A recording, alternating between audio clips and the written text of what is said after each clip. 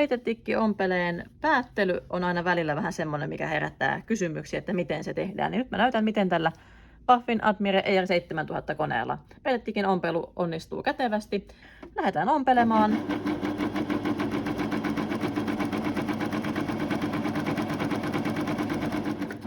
Ja tässä koneessa on mukavaa myöskin se, että tämä tekee aina piston automaattisesti valmiiksi asti, eli neulat on aina ylimmässä asennossa. Sun ei tarvitse miettiä, että tarvitsisiko käsipyörästä vielä kääntää.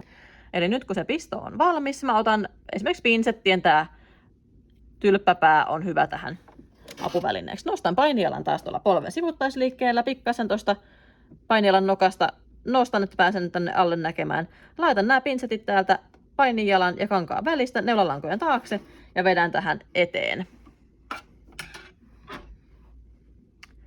Katkaisen ton lenkin saksilla ja edelleen painijalka ylhäällä vedän kankaan vähän tuonne takaviistoon. Ja katkaisen vielä sen viimeisen sijattarilangan sieltä.